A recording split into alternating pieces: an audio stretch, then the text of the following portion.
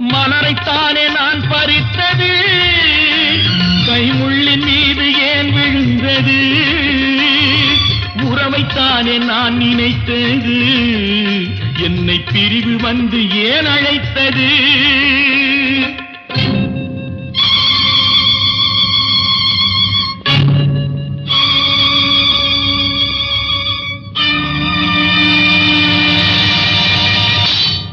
எழுதுங்கள் என் கல்லறையில் அவள் இரக்கமில்லாதவள் என்று, பாடுங்கள் என் கல்லறையில் இவன் பைத்தியக்காரன் என்று.